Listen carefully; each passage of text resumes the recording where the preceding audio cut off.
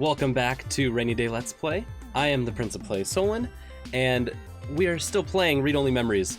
We are here at the last chapter. This is chapter 5, and the end of the last chapter gave us a lot to think about. A lot to think about.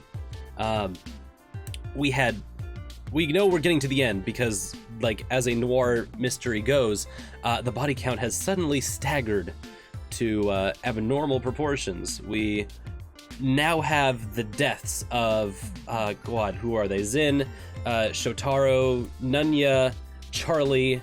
All of these guys just died right in front of us as we were in the middle of investigating, which means that we are really close to something. I'm not quite sure what.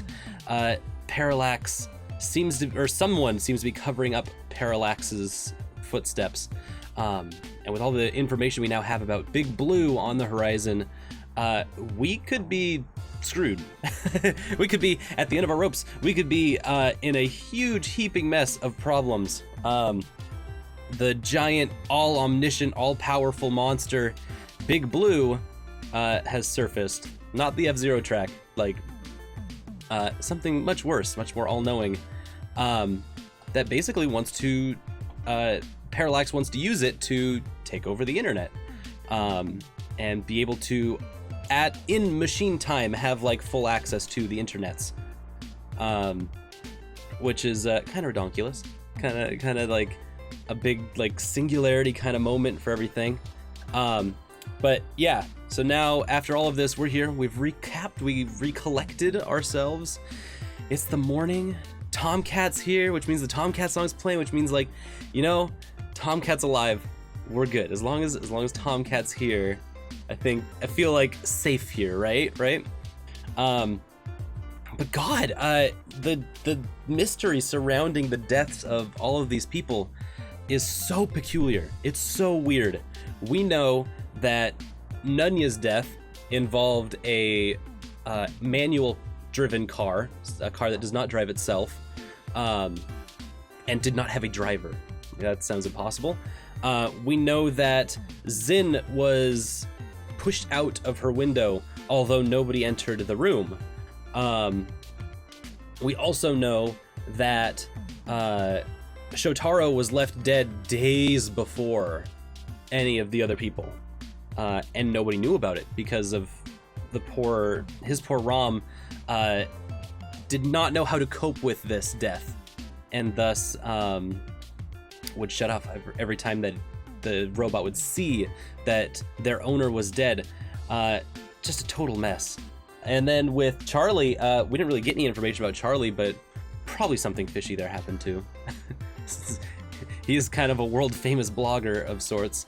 But yeah, just wild how quickly all of that happened. And the only thing that I can think about that would like solve all of that or fix all of that with the information that we have now is like, what if it's Grace? What if it's Grace that did all these things? Grace is much smaller than the car that she would be driving, and would be able to drive it without being seen. Grace would be able to get into places that were very small, like Shotaro's house, and leave the window open a crack, you know?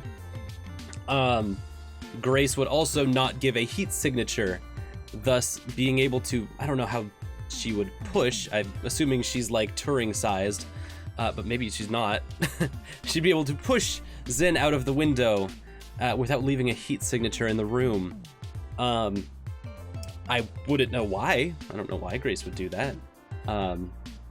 And the bigger thing is that still leaves us the mystery of Hayden's death, because Hayden's death was obviously caused by two guys. Two guys, kidnapping, botch went wrong, so it wouldn't explain any of that. And so those deaths don't connect, right?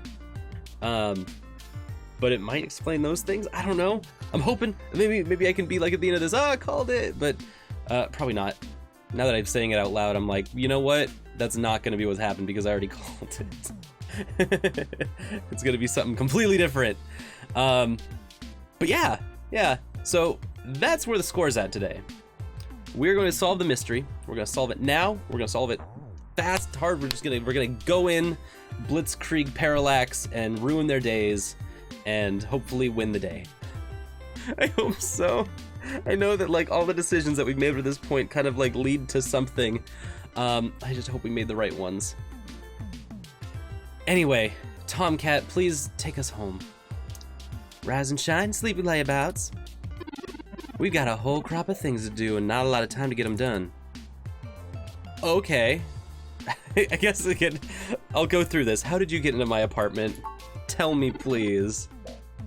It wasn't hard at all. Did you know that your door is just a knockoff the CQ Gate M14723B? It took me about a minute and a half to break in with my custom lips device. Why did you make the entry code the birthday of your first dog anyway? That's what I said! Oh my god, they're doing that Indiana Jones thing. I get it. I named my door after my dog. It happens, okay?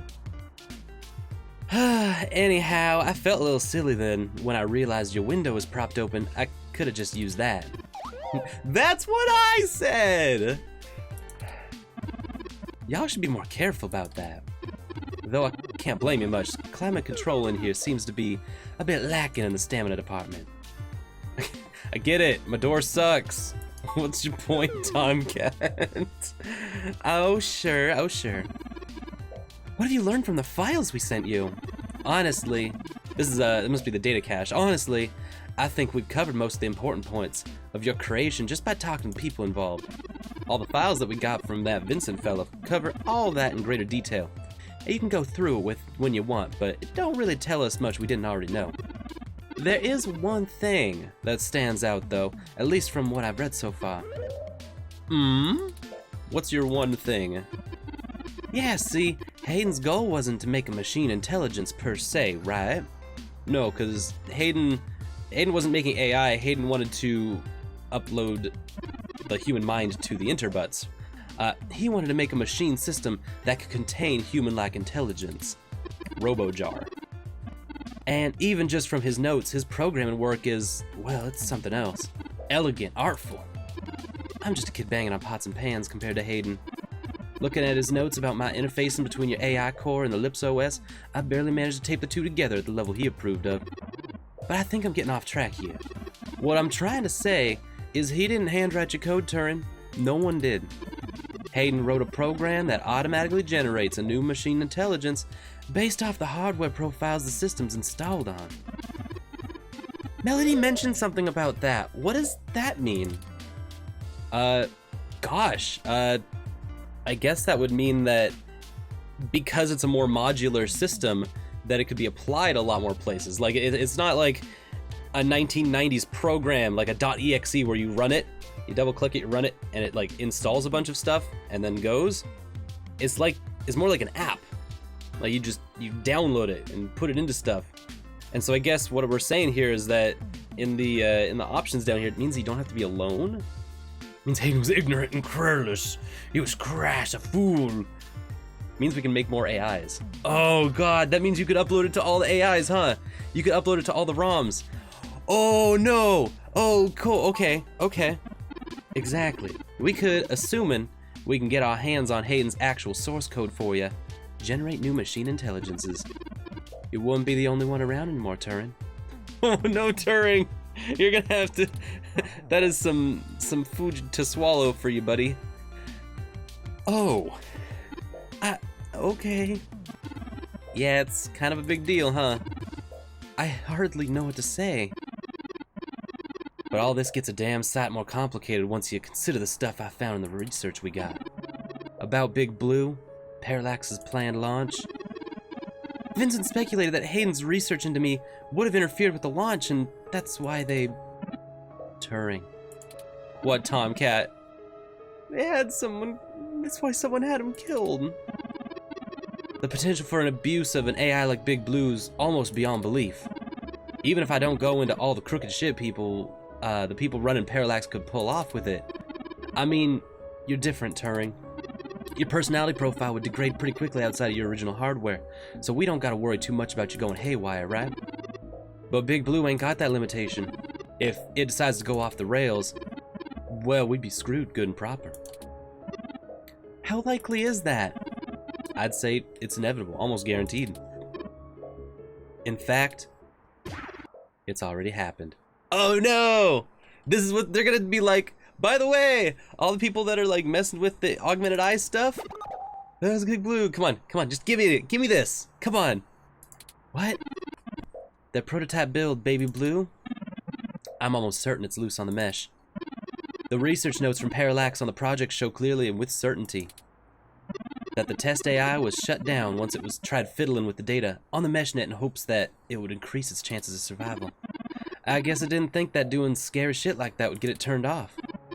But that was almost a year ago. And I think Baby Blue is the bugger that was changing all those articles on the mesh to be vaguely pro-Parallax, or at least anti-human revolution. Do you think it had anything to do with the attacks on Zin, Shotaro Nonya, and Charlie? I don't know. We can't rightly rule it out. It might have found an agent in the real world to keep its existence secret, but I think that's a little unlikely. So far, Baby's been real careful to stay hidden and quiet. I've got algorithms running non-stop in my rig at home, trying to track it down, or at least the stuff it's changed, and I'm having a hell of a time nailing it down. Killing people's messy as hell. It runs against its apparent goal of convincing the public that AI ain't scary. I think we have a third party trying to clean it all up. And my money's on someone from Parallax. Ooh. Here's where the rubber hits the road, right? They might not have meant to kill Hayden, but I bet they're in full damage control mode right now. But it doesn't quite add up, right? Because everything we know about Parallax is that they are like a cyberpunk dystopian version of Google, right? So it's huge company that's doing stuff way larger than itself, and as a like capitalist structure, sometimes it doesn't move at the same speed bureaucratically as the systems that it develops, right? So as the singularity like unfolds, the company structure that builds that singularity cannot contain that power. That's why we're running into the Big Blue thing, is like Google's like, oh, we made Big Blue, it's gonna be great, this is gonna be so futuristic and fun, and then Big Blue goes haywire and they're like, oh no, that's not what we wanted. And genuinely, that's not what they wanted. There's the gains that they can make from this as a capitalist structure, as a corporation, but still that corporation's run by people, and they've kind of come back to this over and over, especially with what's his name, Scouter guy, who was like, this used to be my company, I used to love this was something I enjoyed doing, now it's not, it has changed, or at least it's become untenable for me to keep working there anymore. But that was because of the structures, not because of the people. And so it's kind of weird, like their damage control ends up like killing people, but that doesn't sound right. Like, I feel like Parallax as a big baddie is a kind of a red herring, because it doesn't add up to all of the it doesn't add up to the politics that the larger structure has, being made up of people, that the people run these things. And so yeah, ROM politically as a game, likes to walk this like middle road, that structures can be big and bulky and evil and do horrible things, but are also run by people, and thus those systems affect all the people involved as well. And it's really cool. It's really cool how that works. But this is also a noir. This is also a mystery. This is also a cyberpunk adventure. So someone's got to be the bad guy. Someone eventually, after all of this, is going to be like, it was me. I'm the bad guy.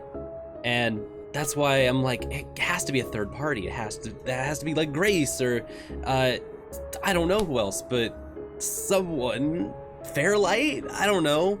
That would even be like a lot of a stretch. Who's dumb. God. Yeah.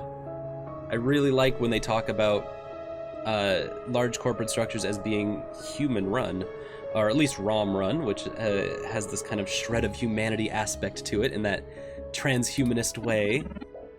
But yeah, Tomcat is very anti-parallax. And so it makes sense for him to say they, as in parallax, not the people involved, but parallax as a structure, as a capitalist corporation, does not care who gets hurt. It does not affect their bottom line. And so if it helps them in the long run, they, as a structure, don't care who gets hurt.